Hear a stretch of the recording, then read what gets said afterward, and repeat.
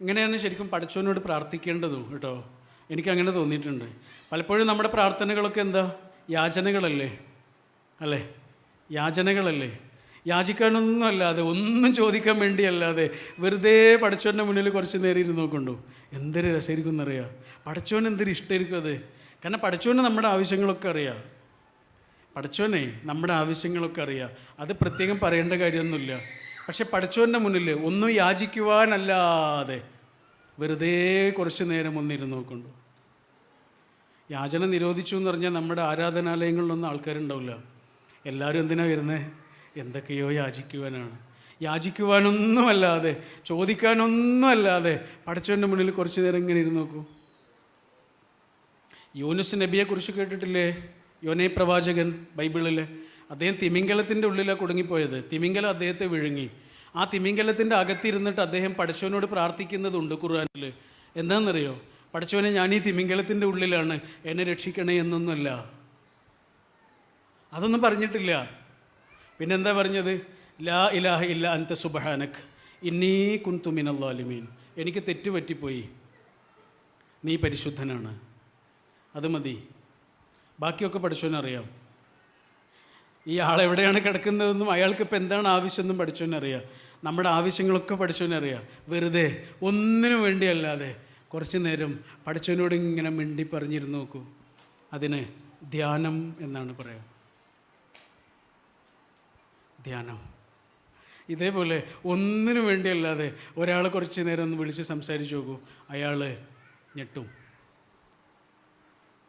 ഹബീബായ തിരുനബിയുടെ ഒരു സംഭവമുണ്ട്. തിരുനബിക്ക് മനുഷ്യന്മാരെ നല്ലോണം മനസ്സിലാവുമായിരുന്നു.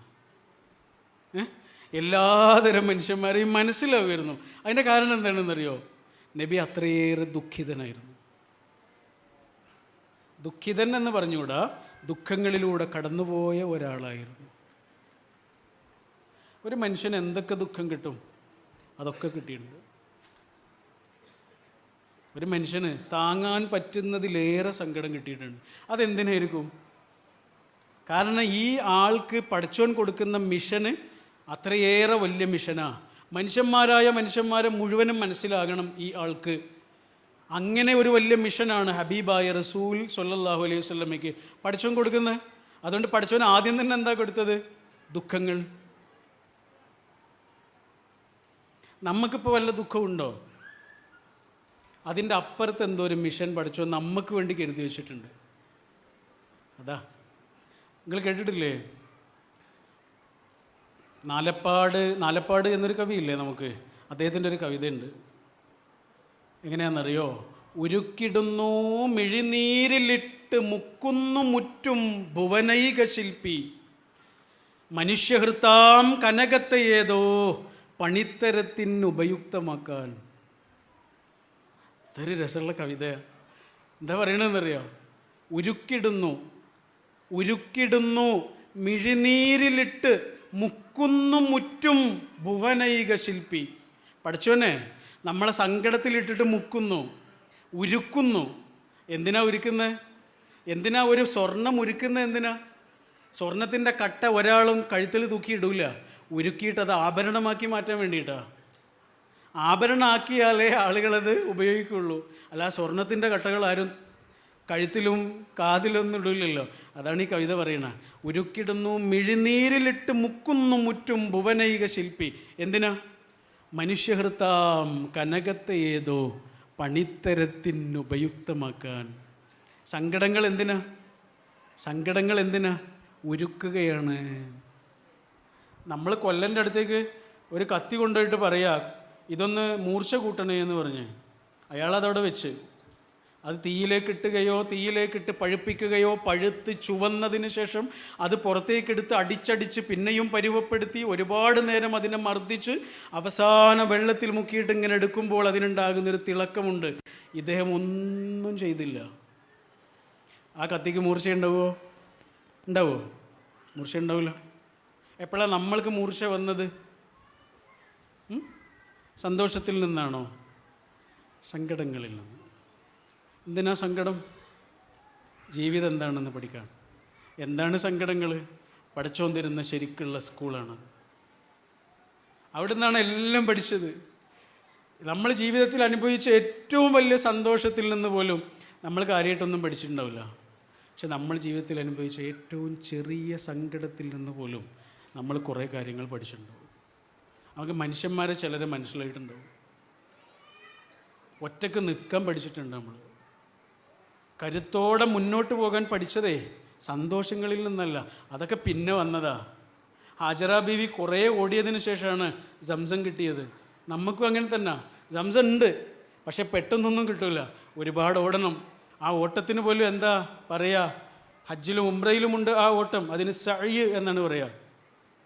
പണ്ട് ഹാജറ ബീവി എബ്രഹാം പ്രവാചകൻ അലൈഹിസ്സലാമിൻ്റെ പ്രിയപ്പെട്ടവളായ ഹാജറ ബീവി ഓടിയ ആ സ്ഥലത്ത് ഇന്ന് ഹജ്ജിലും ഉംറയ്ക്കും വരുന്ന ആളുകൾ ഓടണം, സ്ത്രീകൾ ഓടണ്ട. ലോകത്തുള്ള സകലമാന സ്ത്രീകൾക്കും വേണ്ടി അന്നൊരാൾ അവിടെ ഓടിയിട്ടുണ്ട്. അതുകൊണ്ട് സ്ത്രീകൾ ഓടണ്ട, പുരുഷന്മാർ ഓടിയാൽ മതി. ഓട്ടമാണോയെന്ന് ചോദിച്ചാൽ ഓട്ടമല്ല, നടത്തമാണോയെന്ന് ചോദിച്ചാൽ നടത്തമല്ല, അങ്ങനൊരു ഓട്ടമാണ്. അതിനെക്കുറിച്ച് മലയാളത്തിലെ പാട്ടുകാരൻ ഷഹബാസ് അമനൊരിക്കൽ പറഞ്ഞ്, അദ്ദേഹം ഉംറയ്ക്ക് പോയ സമയത്ത് ഇത് കാണുക, ഓട്ടമാണോയെന്ന് വെച്ചാൽ ഓട്ടമല്ല, നടത്തമാണോയെന്ന് വെച്ചാൽ നടത്തമല്ല. അതിങ്ങനെ കണ്ടു നിൽക്കുമ്പോൾ അദ്ദേഹം പറയുക, ഇത് ഞാൻ എവിടെയോ കണ്ടിട്ടുണ്ടല്ലോ, ഇത് ഞാൻ എവിടെയോ കണ്ടിട്ടുണ്ട്. അദ്ദേഹം ഒരുപാട് ആലോചിച്ചിട്ട് അത് ഡിറ്റക്റ്റ് ചെയ്തു. എന്നിട്ട് അദ്ദേഹം പറയണത് എന്താണെന്നറിയോ, ഇതെനിക്ക് ഓർമ്മയുണ്ട്, ഇത് തൊട്ടിലിൽ ഇട്ട കുഞ്ഞിനും അടുപ്പത്ത് വെച്ച കഞ്ഞിക്കലത്തിനും ഇടയിലൂടെ എൻ്റെ ഉമ്മ ഓടിയ ഓട്ടമാണ്. ഓട്ടമാണോ എന്ന് ചോദിച്ചാൽ ഓട്ടമല്ല, നടത്തമാണോ എന്ന് ചോദിച്ചാൽ നടത്തവുമല്ല. അത് ഇവിടെ കുട്ടികൾ കരയുന്നില്ലേ? ഇല്ലേ? അത് ഈ പ്രസംഗത്തിൻ്റെ ഭാഗമാണ് എന്ന് വിചാരിച്ചാൽ മതി കേട്ടോ. അത് ശല്യമായിട്ടോ കോലാഹലമായിട്ടോ ഒരിക്കലും വിചാരിക്കരുത്. കാരണം ആ ഉമ്മ അനുഭവിക്കുന്നൊരു പ്രയാസമുണ്ട് അതിൻ്റെ പേരിൽ. അതുകൊണ്ട് അതൊക്കെ നമ്മളെ പ്രസംഗത്തിൻ്റെ ഭാഗമാണെന്ന് വിചാരിച്ചാൽ മതി, നമ്മുടെ BGM ആണെന്ന് വിചാരിച്ചാൽ മതി. ഒരുപാട് ഓട്ടങ്ങൾക്ക് ഒടുവിലാണ് ഹാജറ ബീവിക്ക് സംസം കിട്ടിയിട്ടുള്ളത്. ആദ്യം തന്നെ സംസം ഇല്ലല്ലോ. ഉരുക്കിടുന്നു മിഴിനീരിലിട്ട് മുക്കുന്നു മുറ്റും ഭുവനൈക ശില്പി, മനുഷ്യഹൃത്താം കനകത്തെ ഏതോ പണിത്തരത്തിന് ഉപയുക്തമാക്കാൻ. അതായിരുന്നു റസൂൽ. സങ്കടങ്ങളിലൂടെയാണ് കൊണ്ടുപോയത് പഠിച്ചോൻ. വാപ്പയെ കണ്ടിട്ടില്ലാത്തൊരു കുട്ടിയാണ്, അച്ഛനെ കണ്ടിട്ടില്ലാത്തൊരു കുട്ടിയുടെ സങ്കടം എത്ര വലുതായിരിക്കും ആലോചിച്ചു. കൂടെയുള്ള കുട്ടിയുടെയൊക്കെ അച്ഛനെ കുറിച്ച് പറയുക, വാപ്പയെക്കുറിച്ച് പറയുന്നത് കേൾക്കുമ്പോൾ ആ കുട്ടി അനുഭവിക്കുന്നൊരു മിസ്സിങ് ഉണ്ട്, വലിയൊരു മിസ്സിങ്. ലോകത്ത് മറ്റൊന്നിനെ കൊണ്ടും പൂരിപ്പിക്കാൻ കഴിയാത്തൊരു മിസ്സിങ് ആണല്ലോ. ആ വാപ്പയുടെ ഖബറ് കാണാൻ വേണ്ടി ഉമ്മയുടെ കൂടെ പോയതാ 8 വയസ്സുള്ളപ്പോൾ. ആ കുട്ടി തിരിച്ചു വരുമ്പോൾ മരുഭൂമിയിൽ വെച്ച് ഉമ്മയും മരിച്ചു. വാപ്പയും ഉമ്മയും ഇല്ലാതെ വളർന്ന കുട്ടിയാണ്.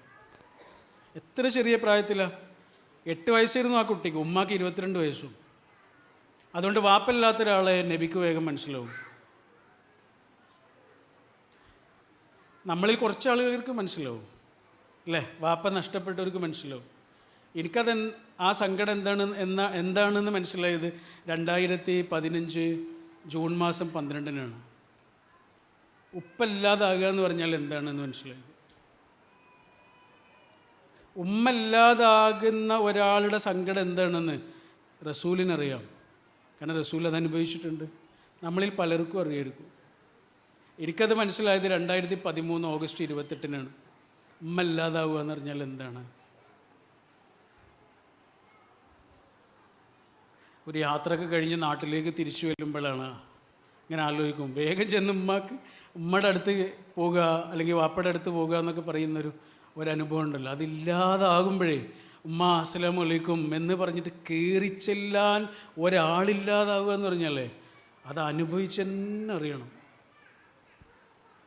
ഇടയ്ക്ക് വാപ്പയുടെ ഉമ്മയുടെയും ഖബറ് കാണാൻ പോകുമ്പോൾ അടുത്തടുത്താണ് ഖബറ്, വാപ്പയുടെ ഉമ്മയുടെയും ഖബർ അടുത്തടുത്താണ്. അപ്പം ഇങ്ങനെ ചെല്ലുമ്പോൾ അവിടെ ഇങ്ങനെ നിൽക്കുമ്പോൾ ആലോചിക്കും, ചീത്ത പറയാനെങ്കിലും അവരൊന്നും ഉണ്ടായാൽ മതിയായിരുന്നു. വഴക്കൊക്കെ പറഞ്ഞോട്ടെ, ലോകത്ത് എവിടെയെങ്കിലും ഒന്ന് ഉണ്ടായാൽ മതിയായിരുന്നു. ഇല്ലാതാവുമ്പോഴാണ് മനസ്സിലാവുക. ഇതാർക്ക് മനസ്സിലാവും? റസൂലിന് മനസ്സിലായി. അതുകൊണ്ട് ഉമ്മല്ലാത്ത ഒരാളുടെ സങ്കടം പറയുമ്പോൾ റസൂലിനത് മനസ്സിലാവും. ഗുരു നിത്യചൈതന്യതിയൊക്കെ പറയുന്നുണ്ട്, അദ്ദേഹത്തിൻ്റെ ഒരു സുഹൃത്ത് അദ്ദേഹത്തിൻ്റെ അടുത്ത് വന്നേ, അമ്മ മരിച്ച ദിവസമാണ് വന്ന്. അമ്മ മരിച്ച ദുഃഖമൊക്കെ ഗുരുവിൻ്റെ അടുത്ത് വന്നു. ഗുരുവിനെ കെട്ടിപ്പിടിച്ച് കുറേ നേരം കരഞ്ഞു. കുറേ സമയമായിട്ട് ഇയാൾ തിരിച്ചു പോകുന്നില്ല. അപ്പോൾ ഗുരു ചോദിച്ചു, എന്തേ പോകുന്നില്ലേ, വീട്ടിലേക്ക് പോകുന്നില്ലേ എന്ന് ചോദിച്ചു. അപ്പോൾ ഇയാൾ പറഞ്ഞു, ഏത് വീട്? അമ്മയില്ലാത്ത വീടൊരു വീടാണോ? അതൊരു കെട്ടിടമല്ലേ എന്ന് ചോദിച്ചു. ഭാര്യ മരിച്ച ഒരാളുടെ ദുഃഖം നബിക്ക് മനസ്സിലാവും. കാരണം നബിയുടെ ഭാര്യ നബിയുടെ കൺമുന്നിൽ വെച്ച് മരിച്ചു പോയിട്ടുണ്ട്. മക്കൾ മരിച്ചു പോയ ഒരാളുടെ ദുഃഖം എന്താണെന്ന് നബിക്ക് മനസ്സിലാവും. കാരണം നബിയുടെ കൺമുന്നിൽ വെച്ച് മക്കൾ മരിച്ചിട്ടുണ്ട്. ഒരു ചേച്ചിയില്ലാത്ത ഒരാളുടെ, ഇത്താത്ത ഇല്ലാത്ത ഒരാളുടെ, അനിയനില്ലാത്ത ഒരാളുടെ, വീടില്ലാത്ത ഒരാളുടെ ദുഃഖം എന്താണ് എന്ന് നബിക്ക് മനസ്സിലാവും. കാരണം എന്താ? ഉരുക്കിടുന്നു മിഴിനീരിലിട്ട് മുക്കുന്നു മുറ്റും ഭുവനൈക ശില്പി, മനുഷ്യഹൃത്താം കനകത്തെ ഏതോ പണിത്തരത്തിനുപയുക്തമാക്കാൻ. നബിക്ക് കൊടുക്കുന്ന മിഷൻ അതാണ്, കരുണ. നമ്മൾ നേരത്തെ പറഞ്ഞില്ലേ റസൂലിനെ കുറിച്ച്. റസൂലിന് ചുറ്റുമുള്ള മനുഷ്യന്മാർക്കൊക്കെ അതാ കൊടുത്തത്. അവിടെ റസൂലിനെ കുറിച്ച് ഖുർആൻ പറഞ്ഞ വാക്ക് തന്നെ അതായിരുന്നു, കാരുണ്യം. കാരുണ്യം. ബിലാലിനെ കുറിച്ച് പറഞ്ഞില്ലേ നേരത്തെ? ബിലാൽ അടിമയായിരുന്നു. അടിമയായി ജീവിച്ച ഒരാളാണ്. ഒരു സ്വാതന്ത്ര്യമില്ലാതെ എല്ലാ പീഡനങ്ങളും സഹിച്ച ആളായിരുന്നു. അദ്ദേഹമാണ് നബിയുടെ അടുത്ത് വരുന്നു, പുതിയൊരു വെളിച്ചം കിട്ടുന്നു, അങ്ങനെ ജീവിതം മാറുന്നു. കുറേ കാലം കഴിഞ്ഞ് നബി ഇല്ലാതായി. നബിയുടെ വിയോഗം. നബിയുടെ ഏറ്റവും ഇഷ്ടപ്പെട്ട ബാങ്കുകാരനായിരുന്നു. ഭയങ്കര ഇഷ്ടമായിരുന്നു നബിക്ക് അദ്ദേഹത്തിൻ്റെ ബാങ്ക്. അങ്ങനെ നബിയുടെ വിയോഗത്തിന് ശേഷം ബിലാൽ ബാങ്ക് കൊടുക്കേയില്ല. എത്ര നിർബന്ധിച്ചിട്ടും ബാങ്ക് കൊടുത്തില്ല. പക്ഷെ ഒരു ദിവസം കുറച്ച് ആളുകൾ, ബിലാലിന് അത്ര ഇഷ്ടപ്പെട്ട ആളുകൾ വന്നിട്ട് ബിലാലിനോട് പറഞ്ഞു, ബിലാലെ ഒന്ന് കേൾക്കണം ഞങ്ങൾക്ക് ആ ബാങ്ക്. ഒരൊറ്റ പ്രാവശ്യം ഒന്ന് കേൾക്കോ, ഒരൊറ്റ പ്രാവശ്യം ഞങ്ങൾക്ക് വേണ്ടിയിട്ടൊന്ന് ബാങ്ക് വിളിക്കോ. എല്ലാവരും നിർബന്ധിച്ചപ്പോൾ ബിലാൽ ബാങ്ക് വിളിക്കാൻ തയ്യാറായി. അങ്ങനെ ബാങ്കിൻ്റെ വചനങ്ങൾ ഇങ്ങനെ ചൊല്ലാൻ വേണ്ടി ഒരുങ്ങി. ആ പേരിൽ തട്ടി ബിലാൽ വീണു. ബാങ്ക് ഒരു കരച്ചിലായി മാറി. ബാങ്ക് ഒരു കരച്ചിലായി മാറി. 1000 ഓർമ്മയുടെ നിമിഷങ്ങൾ, 1000 കരുണയുടെ നിമിഷങ്ങൾ. അടിമയായി കഴിഞ്ഞിരുന്നൊരു മനുഷ്യനെ എത്താവുന്ന അത്രയും ഉയർച്ചകളിലേക്ക് പിടിച്ചിരുത്തിയൊരു വലിയ കാരുണ്യത്തെക്കുറിച്ചുള്ള ഓർമ്മയിൽ ബിലാലിൻ്റെ കണ്ഠമിടറി കരഞ്ഞുപോയി. മനുഷ്യനെ കരയിപ്പിക്കാൻ 2 വഴികളുണ്ട് എന്ന് പറഞ്ഞില്ലേ? ഒന്ന് വേദനിപ്പിച്ചാൽ മതി. ആ വേദനിച്ച് ബിലാൽ എത്രയോ കരഞ്ഞിട്ടുണ്ടാവും. ബിലാലിൻ്റെ ഉടമ ബിലാലിനെ എത്രയോ ചവിട്ടിയിട്ടുണ്ട്, മരുഭൂമിയിലൂടെ കെട്ടി വലിച്ചിട്ടുണ്ട്, നെഞ്ചിൽ കല്ല് വെച്ച് വലിച്ചിട്ടുണ്ട്. അപ്പോഴൊക്കെ കരഞ്ഞിട്ടുണ്ടാവും. പക്ഷെ കരയിപ്പിക്കാൻ വേറൊരു മാർഗമുണ്ട്, ഞെട്ടിക്കുന്ന സ്നേഹം. അതാണ് ഇവിടുന്ന് കിട്ടിയത്. കരുണ. മനുഷ്യരായ മനുഷ്യരോട് മുഴുവനും കരുണ. ഞാൻ ഇവിടെ ഖത്തറിൽ പോയ സമയത്ത് അവിടെ നമ്മുടെ ഒരു സുഹൃത്തിൻ്റെ കുട്ടി മരിച്ചിട്ടുണ്ട്. അപ്പോൾ ആ കുട്ടിയുടെ ഖബർ കാണാൻ വേണ്ടി പോയി.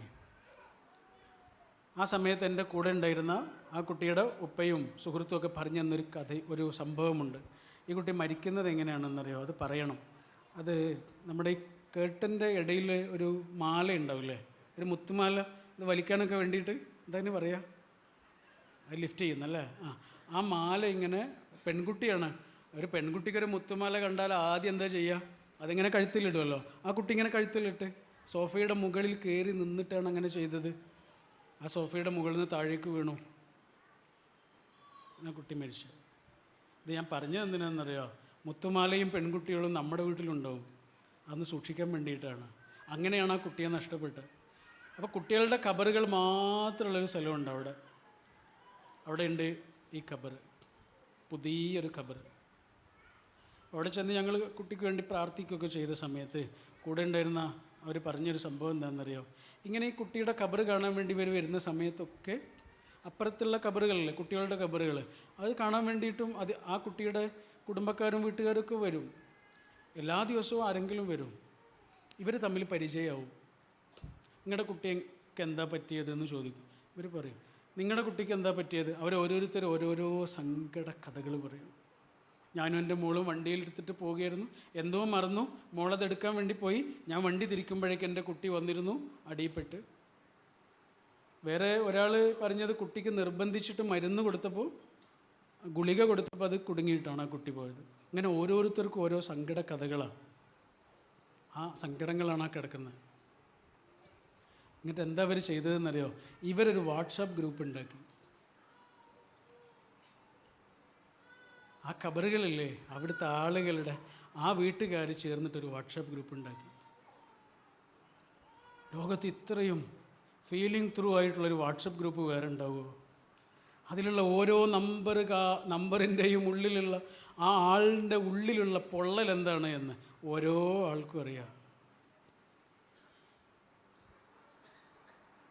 അല്ലേ? ഫീലിംഗ് ത്രൂ എന്താണ്? കമ്പാഷനാണ്. നമ്മൾ ഒന്ന് പടഞ്ഞു വീണാൽ എഴുന്നേൽപ്പിക്കാൻ മനുഷ്യന്മാരേ ഉള്ളൂ. ഈ മനുഷ്യനുണ്ടല്ലോ, വേറെ ആൾക്കാരില്ലാതെ പറ്റൂല. ഞാനിപ്പോൾ ഇങ്ങനെ സംസാരിക്കുന്ന ഈ മൈക്കിൽ നിങ്ങളിത് കേൾക്കുന്നത് ഇതാരോ കണ്ടുപിടിച്ചുകൊണ്ടാണ്. നിങ്ങളിരിക്കുന്ന ഈ കസേര ആരോ ഇവിടെ കൊണ്ടുവന്നിട്ടതാണ്. നമ്മൾ ഉടുത്തിരിക്കുന്ന വസ്ത്രം, നമ്മൾ ഉപയോഗിക്കുന്ന സാധനങ്ങൾ, ഒരു സെക്കൻഡിലൊരു അംശം പോലും മറ്റൊരു മനുഷ്യനില്ലാതെ നമുക്ക് ജീവിക്കാൻ കഴിയില്ല. അത്രയും ആശ്രിതത്വമുള്ള ജീവിയാണ്. ഒരു പശുവിൻ്റെ കുട്ടി എത്ര പെട്ടെന്ന് പിടഞ്ഞെഴുന്നേറ്റ് ഓടിപ്പോകുന്നത്. മനുഷ്യൻ അങ്ങനെ ഒന്ന് ഓടിപ്പോകാൻ എത്ര കാലം കഴിയണം? എത്ര മനുഷ്യന്മാർ കൈപിടിക്കണം? എത്ര ആളുകളുടെ തണലും തലോടലും തണുപ്പും അനുഭവിക്കണം? അത്രയും ആശ്രിതത്വമുള്ള ജീവിയാണ് മനുഷ്യൻ. എന്നിട്ട് അതേ മനുഷ്യൻ്റെ ഉള്ളിൽ തന്നെയാണ് ഇത്രയേറെ ശത്രുതയും പകയും ഉണ്ടാകുന്നത്.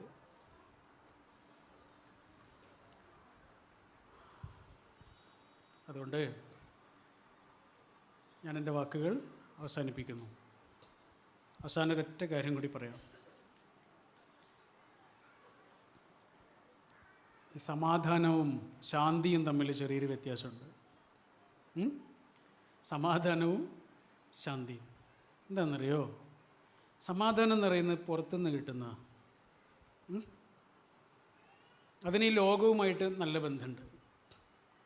ശാന്തി അങ്ങനെയല്ല, ഒരാൾ അയാളുടെ അകത്ത് അനുഭവിക്കുന്നതാണ്. ലോകം തന്നത് മാത്രമേ ലോകത്തിന് തിരിച്ചെടുക്കാൻ കഴിയുള്ളൂ, അല്ലേ? എൻ്റെ ഒരു സുഹൃത്തുണ്ട്, ഹവ്വ എന്നാണ് അവളുടെ പേര്, ഡോക്ടറാണ്. അവളെ പഠിച്ച് അവൾ ആഗ്രഹിച്ച ജോബിലെത്തി, കല്യാണം കഴിഞ്ഞ് 2 ചെറിയ മക്കളുണ്ട്, അങ്ങനെ സന്തോഷമായിട്ട് ജീവിക്കുകയാണ്. അതിനിടയിൽ ഈ അടുത്ത് അവളിങ്ങനെ നടന്നു പോകുന്നതിനിടയിൽ ഒന്ന് തെന്നി വീണു. ഒരു അസാധാരണമായ വീഴ്ച. ഇതവളുടെ ഉമ്മയ്ക്ക് എന്തോ ഒരു സംശയം ഉണ്ടാക്കി പരിശോധിച്ചു. അപ്പോഴാണ് അറിയുന്നത് ഗുരുതരമായ രോഗത്തിൻ്റെ ലക്ഷണമായിരുന്നു. അവളിങ്ങനെ ഇരിക്കുമ്പോൾ അവളുടെ ചെരുപ്പൊക്കെ ഇങ്ങനെ അഴിഞ്ഞു പോകുന്നത് ഇവൾ അറിയുന്നില്ല. ഇങ്ങനത്തെയൊക്കെയുള്ള കുറേ പ്രശ്നങ്ങളുണ്ടായപ്പോൾ പരിശോധിച്ചു, ഗുരുതരമായ രോഗമാണ്, വളരെ പെട്ടെന്ന് സർജറി വേണം. അവൾ ആശുപത്രിയിലേക്ക് കൊണ്ടുപോയി. ആശുപത്രിയിൽ കൊണ്ടുപോയ ദിവസം വൈകുന്നേരം അവൾ നമ്മളെ വിളിച്ചിട്ട് പറഞ്ഞത് എന്തായിരുന്നെന്നറിയാം? അവൾ പറഞ്ഞു, എനിക്കെൻ്റെ മോളെക്കുറിച്ച് ആലോചിക്കുമ്പോഴാണ് സങ്കടം. 11 മാസമായിട്ടുള്ള കുട്ടിക്ക്, അവളുടെ കുട്ടിക്ക്, ഇനി എന്നെ കാണുമ്പോൾ എൻ്റെ കുട്ടി എന്നെ അറിയൂലല്ലോ. ഞാൻ ആശുപത്രിയിൽ നിന്നൊക്കെ തിരിച്ചു ചെല്ലുമ്പോൾ എൻ്റെ മോളെന്നെ അറിയൂലല്ലോ. അത് ആലോചിക്കുമ്പോഴാണ് എനിക്ക് സങ്കടം എന്ന് പറഞ്ഞിട്ട് അവൾ കരഞ്ഞു. കുറച്ച് ദിവസങ്ങൾ കഴിഞ്ഞു, അവളുടെ സർജറിയൊക്കെ കഴിഞ്ഞിട്ട് അവൾ കിടക്കുക. അന്നും അവൾ വിളിച്ചു. കുറേ ദിവസങ്ങൾ കഴിഞ്ഞിട്ട് അവൾ വിളിച്ചിട്ട് എന്താ പറഞ്ഞതെന്നറിയോ? അവൾ പറഞ്ഞു, ഇന്നലെ ഞാൻ എൻ്റെ മോളെ കണ്ടു, അവൾക്കെന്നെ മനസ്സിലായില്ല. പടച്ചോനെ സ്തുതി. അവളെങ്ങാനും എന്നെ മനസ്സിലായിരുന്നെങ്കിൽ അവൾക്ക് ഞാനില്ലാതെ പറ്റൂലല്ലോ. എൻ്റെ കുട്ടിക്ക് എന്നെ മനസ്സിലാവുന്നില്ല, എനിക്ക് ഭയങ്കര സന്തോഷമായി. പടച്ചോനെ സ്തുതി. ഇതെന്താണെന്നറിയോ? ശാന്തി. സമാധാനം പുറത്തുനിന്നുണ്ടാവുന്നത്. സമാധാനം ലോകത്തുനിന്ന് കിട്ടുകയും ചെയ്യും, ലോകം അത് തിരിച്ചെടുക്കുകയും ചെയ്യും. ലോകവുമായിട്ട് ഭയങ്കര ബന്ധമാണ്. ശാന്തി അങ്ങനെയല്ല. ഒരു വലിയ രാജാവ് വലിയൊരു ചിത്രരചനാ മത്സരം സംഘടിപ്പിച്ച് വലിയ സമ്മാനമൊക്കെ വാഗ്ദാനം ചെയ്തു. ചിത്രം വരയ്ക്കേണ്ട വിഷയം എന്താണെന്നറിയോ? തീം എന്താണെന്നറിയോ? പീസ്, ശാന്തി. അപ്പോൾ എല്ലാ ആളുകളും ശാന്തിയുടെ കുറേ ചിത്രങ്ങൾ, ശാന്തി എന്ന് പറയുമ്പോൾ, സമാധാനം എന്നൊക്കെ പറയുമ്പോൾ നമ്മുടെ മനസ്സിലുണ്ടാവുന്ന ചിത്രങ്ങളില്ലേ? തെളിഞ്ഞ ആകാശം, പറവകളിങ്ങനെ പാറുന്നു, അങ്ങനെ എന്താണ് പച്ചപ്പുള്ള ഒരു സ്ഥലം, സൂര്യനിങ്ങനെ ഉദിച്ചു വരുന്നു അല്ലേ? അതേപോലെ നല്ല നദിയൊക്കെ ഒഴുകുന്നു. ഇങ്ങനെയുള്ള ചിത്രങ്ങളെല്ലാവരും വരച്ചു. എല്ലാവരും വിചാരിച്ചത് അതിനൊക്കെ സമ്മാനം കിട്ടുന്ന, പക്ഷെ സമ്മാനം കിട്ടിയത് അതിനൊന്നുമല്ല. വലിയൊരു ചിത്രകാരൻ വന്ന് മാർക്കിട്ടു, സമ്മാനം നേടിയത് വേറൊരു ചിത്രമായിരുന്നു. അത് പ്രദർശിപ്പിച്ചു. ആളുകളൊക്കെ അതിലേക്ക് നോക്കിയിട്ട് അമ്പരന്നു. കാരണം സമാധാനത്തിൻ്റെ ഒരു ലക്ഷണമില്ല, ശാന്തിയുടെ ഒരടയാളവും ഇല്ല. വറ്റി വരണ്ട് കിടക്കുന്നൊരു പുഴ, ഉണങ്ങിയ ഒരു നിലം, ഉണങ്ങി നിൽക്കുന്ന മരങ്ങൾ, പാറക്കെട്ടുകൾ, ഇതൊക്കെയാണ്. പക്ഷെ അതിനാണ് ഒന്നാം സമ്മാനം, പീസ്. ആളുകളൊക്കെ തർക്കിച്ചു, ഇതെന്താ ഇതിന് കൊടുത്തതെന്ന് ചോദിച്ചു. എല്ലാവർക്കും ഭയങ്കര പരാതിയായി. അപ്പോൾ ആൾക്കൂട്ടത്തിൽ നിന്ന് ഒരാളെ ചിത്രകാരൻ ഇങ്ങനെ വിളിച്ചു. ആ ജഡ്ജില്ലേ, ജഡ്ജി ഇങ്ങനെ വിളിച്ചിട്ട് ആ ചിത്രം അടുത്തുനിന്ന് കാണാൻ വേണ്ടി പറഞ്ഞു. അടുത്തുനിന്ന് ഇങ്ങനെ കാണിച്ചു കൊടുത്തു. വരണ്ട് കിടക്കുന്ന പുഴ, ഉണങ്ങി നിൽക്കുന്ന മരങ്ങൾ, വലിയ പാറക്കെട്ടുകൾ, ഉണങ്ങി നിൽക്കുന്ന ഒരു നിലം. പക്ഷെ ആ പാറക്കെട്ടുകൾ രണ്ടായി പിളർന്നതിൻ്റെ ഒരു ചെറിയ തണൽ, ആ തണലിൽ ഒരു പക്ഷി കൂട് കൂട്ടിയിട്ടുണ്ട്. ആ കൂട്ടിലെ പക്ഷി ശാന്തിയോടെ കിടന്നുറങ്ങുന്നുണ്ട്. ഇതാണ് പീസ്. ചുറ്റുമുള്ളതെല്ലാം നമുക്ക് അനുകൂലമാകുമ്പോൾ മാത്രം നമ്മുടെ ഉള്ളിൽ അനുഭവിക്കുന്നതല്ല. ചുറ്റുമുള്ളത് എന്തായിക്കോട്ടെ, നമ്മുടെ ഉള്ളിൽ വെച്ച് പുലർത്തുന്ന ഹോപ്പ്, പ്രതീക്ഷയുടെ പേരാണ് പീസ്. ഇന്ന് നമ്മുടെ കയ്യിലുള്ള പലതിനും ഒരു കാലത്ത് പ്രാർത്ഥിച്ചിരുന്ന ആളുകളല്ലേ നമ്മൾ, അല്ലേ? ഉറപ്പല്ലേ? ഇന്ന് നമ്മുടെ കയ്യിലുള്ള എത്രയോ കാര്യങ്ങൾക്ക് വേണ്ടിയിട്ട് ഒരു കാലത്ത് പ്രാർത്ഥിച്ചിരുന്ന ആളുകളാണ് നമ്മൾ. അതിന് കണ്ണ് ചിമ്മിയിട്ട് പടച്ചവനോട്, ഈശ്വരനോട് ഒരു നിമിഷം താങ്ക് യു എന്ന് പറയണം. ഹോപ്പ്. ഹെർമൻ ഹെസ്സയുടെ ഒരു പുസ്തകമുണ്ട്, സിദ്ധാർത്ഥ എന്ന് പറഞ്ഞിട്ട്. അതിൽ സിദ്ധാർത്ഥ പറയുന്നുണ്ട്, എന്താണെന്നറിയോ? പറയുന്ന വാക്ക് ഓർമ്മിച്ച് വെച്ചോളൂ കേട്ടോ. I can fast, I can wait, I can pray. എനിക്ക് പ്രാർത്ഥിക്കാൻ കഴിയും, എനിക്ക് കാത്തിരിക്കാൻ കഴിയും. പിന്നെ പറഞ്ഞൊരു വാക്ക്, എനിക്ക് പട്ടിണി കിടക്കാൻ കഴിയും. I can fast, I can pray, I can wait. സൗദിയിൽ നിന്നൊരിക്കൽ ഒരാൾ വന്ന് അവിടെ വലിയ പ്രശ്നങ്ങളൊക്കെ ഉണ്ടായ സമയത്ത്, ജോലിയൊക്കെ പോകുന്ന ഉറപ്പായിട്ട് ഇങ്ങനെ നിൽക്കുന്ന സമയത്ത് അദ്ദേഹം പറയും, ഞാൻ നല്ലൊരു കമ്പനിയിലാണ്, നല്ല ശമ്പളമുണ്ട്, പക്ഷേ ആ ജോലി മിക്കവാറും പോകും, നാട്ടിലേക്ക് തിരിച്ചു പോകേണ്ടി വരും. വളരെ കൂളായിട്ട് പറയാം, ആ ജോലി മിക്കവാറും പോകും, നാട്ടിലേക്ക് തിരിച്ചു പോകേണ്ടി വരും. പക്ഷേ സാറേ, ഞാനില്ലേ, ഞാൻ കുരുത്തക്കേട് കൊണ്ട് വാപ്പയും ഉമ്മയൊക്കെ എന്നെ ഇങ്ങോട്ട് കയറ്റി വിട്ടതാണ്. പഠിക്കില്ല, അവർക്ക് എന്നെ കൊണ്ട് പ്രയാസമാകും തോന്നിയപ്പോൾ എന്നെ നാട്ടിൽ ഇങ്ങോട്ട് പറഞ്ഞു വിട്ടത്. ഞാനിങ്ങോട്ട് വരുമ്പോഴേ എൻ്റെ കയ്യിൽ എന്തുണ്ടായിരുന്നു എന്നറിയാം?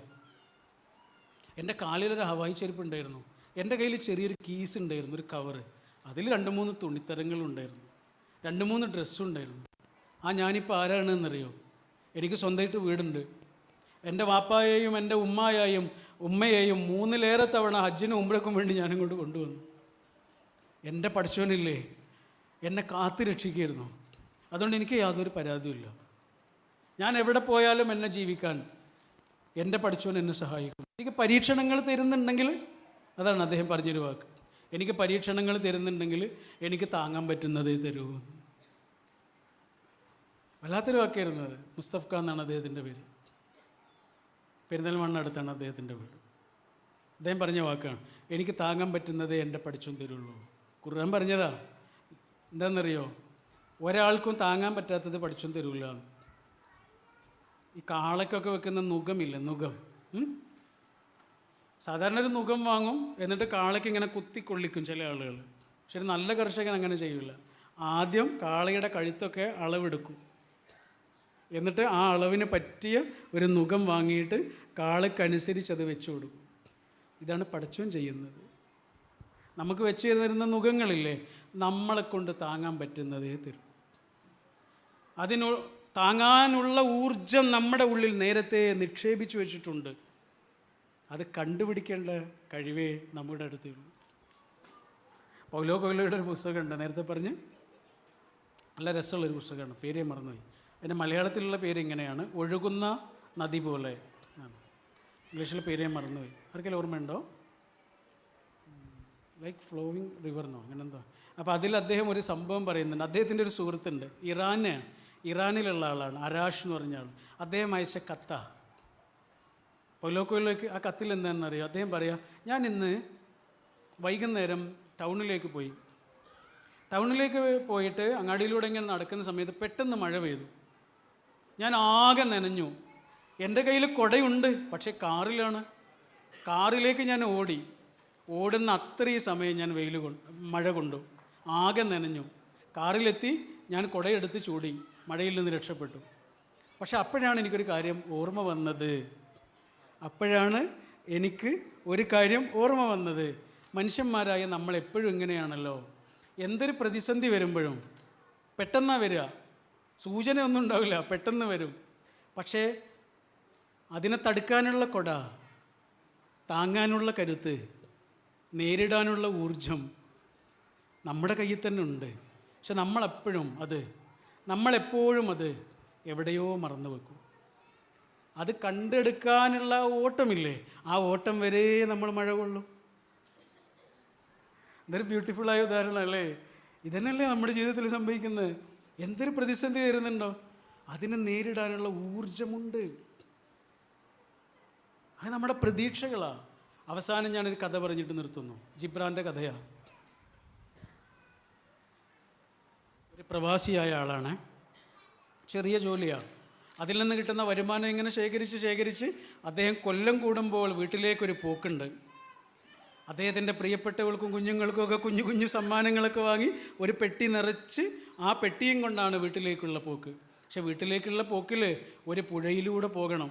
അങ്ങനെ പുഴയിലൂടെ കടവ് കടന്ന് തോണിയിലിരിക്കുന്ന സമയത്ത് പുഴയിൽ ആ കടത്ത് തോണിക്കാരൻ ഇദ്ദേഹത്തോട് ചോദിച്ചു, നിങ്ങൾക്ക് നീന്തൽ അറിയോ? അദ്ദേഹം പറഞ്ഞു, ഇല്ലല്ലോ. അയ്യോ, മഴ വരുന്നുണ്ട്, നല്ല പ്രശ്നം ആയിരിക്കും, കാറ്റും കോളും ഒക്കെ ഉണ്ട്, തോണി വീഴാനുള്ള സാധ്യതയുണ്ട്, നിങ്ങൾ നീന്തൽ അറിഞ്ഞിട്ടില്ലെങ്കിൽ നല്ല പ്രയാസമായിരിക്കും, എങ്ങനെയെങ്കിലും അക്കരെ എത്തിക്കാൻ പറ്റുമെന്ന് ഞാൻ നോക്കട്ടെ എന്ന് പറഞ്ഞിട്ട് പോകുന്നതിനിടയിൽ കാറ്റിലും കോളിലും പെട്ട് തോണി മറിഞ്ഞു. തോണിക്കാരൻ ആ ആർത്തിരമ്പുന്ന വെള്ളത്തിലൂടെ ഇങ്ങനെ നീന്തിയിട്ട് ആർത്തലച്ചിട്ട് മെല്ലെ ഇങ്ങനെ കയറി വരുമ്പോൾ അയാളുടെ മനസ്സിൽ മുഴുവനും ആ പാവം പ്രവാസിയായിരുന്നു. അയാൾ എന്തായാലും മരിച്ചു പോയിട്ടുണ്ടാവും, അയാളുടെ കുടുംബം, അയാളുടെ ആ പെട്ടിയിലെ സാധനങ്ങൾ, അത് കാത്തിരിക്കുന്ന കുഞ്ഞുങ്ങൾ. ഈ തോണിക്കാരന് ഭയങ്കര സങ്കടമായി. പക്ഷെ തോണിക്കാരൻ കരയിലെത്തിയപ്പോഴല്ലേ ആ പ്രവാസിയില്ലേ കരയിലുണ്ട്, നനഞ്ഞു കുളിച്ച് നിൽക്കുന്നത്. അപ്പോൾ ഇയാൾ ചോദിച്ചു, കള്ളം പറഞ്ഞതല്ലേ, നീന്തൽ അറിയില്ല എന്ന്, ഇങ്ങനെയൊന്നും കള്ളം പറയരുത് കേട്ടോ. അയാൾ പറഞ്ഞു, അല്ല, കള്ളം പറഞ്ഞല്ല, എനിക്ക് നീന്തൽ അറിയില്ല. പിന്നെ എങ്ങനെയാണ് ഈ ആർത്തിരമ്പുന്ന വെള്ളത്തിലൂടെ നിങ്ങളിങ്ങോട്ട് കയറി വന്നത്? അതാണ് ഞാനും ആലോചിക്കുന്നത്. എനിക്കറിയില്ല. പക്ഷേ ഈ പെട്ടിയും കൊണ്ട് ഞാൻ വീണപ്പോൾ എൻ്റെ മനസ്സിൽ മുഴുവനും എൻ്റെ കുഞ്ഞുങ്ങളുടെ മുഖമായിരുന്നു, എൻ്റെ പ്രിയപ്പെട്ടവളുടെ മുഖമായിരുന്നു. ഞാനില്ലാതിരിക്കുമ്പോൾ അവരനുഭവിക്കുന്ന അനാഥത്വമായിരുന്നു. ഞാനില്ലാത്ത വീടിനെക്കുറിച്ചായിരുന്നു എൻ്റെ ചിന്ത, എൻ്റെ മക്കളുടെ കരച്ചിലായിരുന്നു എൻ്റെ മനസ്സിൽ. ഇതാലോചിച്ചപ്പോഴേ എവിടുന്നാണെന്നറിയില്ല, എൻ്റെ കയ്യിന് എന്തോ ഒരു ശക്തി വന്നു. ഒരു കൈ കൊണ്ട് ഞാൻ എൻ്റെ പെട്ടി പിടിച്ചു, മറ്റേ കൈ കൊണ്ട് ഞാൻ എന്തൊക്കെയോ ചെയ്തു. അത് നീന്തലായിരുന്നോ എനിക്കറിയില്ല, പക്ഷെ ഞാൻ ഇക്കരെ എത്തി. ഈ പെട്ടിയില്ലാതെ എന്നെ ആ പുഴയിലേക്കൊന്ന് തള്ളിയിട്ട് നോക്കൂ, ഇരുമ്പ് താകുന്നത് പോലെ ഞാൻ താഴും. ഈ പെട്ടി എൻ്റെ പ്രതീക്ഷയാണ്, എൻ്റെ മക്കളാ, എൻ്റെ കുടുംബമാ, എൻ്റെ കൂട്ടാ, എൻ്റെ സുഹൃത്തുക്കളാ, എൻ്റെ വാപ്പയാ, എൻ്റെ ഉമ്മയാ, എൻ്റെ പ്രതീക്ഷയാണ് ഈ പെട്ടി മുഴുവനും. അതുണ്ടാകുമ്പോൾ എനിക്ക് പൊങ്ങി നിൽക്കാനുള്ള ഊർജ്ജമുണ്ട്, എനിക്ക് പിടിച്ചു നിൽക്കാനുള്ള ഊർജ്ജമുണ്ട്, താണു പോകാതിരിക്കാനുള്ള ഊർജ്ജമുണ്ട്. ഇതൊരു സ്ഥലത്ത് പറഞ്ഞു ഈ കഥ ഒരു സ്ഥലത്ത് പറഞ്ഞപ്പോഴേ ഒരമ്മ ഇങ്ങനെ എഴുന്നേറ്റു. ഇപ്പം നിർത്തട്ടോ. ഒരമ്മ ഇങ്ങനെ എഴുന്നേറ്റിട്ടെ അവർ പറഞ്ഞു, ആൾ ഞാനാണ്. 19 വയസ്സുള്ള സമയത്താണ് എന്നെ വിട്ട് പോയത്. ആൾ മരിച്ചു. എൻ്റെ 2 ഒക്കത്തും 3 വയസ്സും 1 വയസ്സുള്ള കുട്ടികൾ. പുഴയൊന്നും ആയിരുന്നില്ല സാറേ, നടുക്കടലായിരുന്നു. പുഴയൊന്നും ആയിരുന്നില്ല സാറേ, നടുക്കടലായിരുന്നു. എങ്ങനെയാ ഞാൻ എൻ്റെ കുട്ടികളെ വളർത്തിയത്? എങ്ങനെയാ ഞാൻ ആ കടൽ കടന്നു വന്നത്? എനിക്കിപ്പോഴും അറിയില്ല സാറേ. എന്നോട് ആരെങ്കിലും അതിനൊരു ഉത്തരം ചോദിച്ചാൽ എൻ്റെ കയ്യിൽ ഉത്തരമില്ല. എങ്ങനെയാണ് ഞാൻ ജീവിച്ചു പോകുന്നത്, അള്ളിപ്പിടിച്ച് നിന്നത്? എനിക്കതിന് ഉത്തരമില്ല സാറേ. ഉത്തരമുണ്ട് പടച്ചോൻ. Thank you.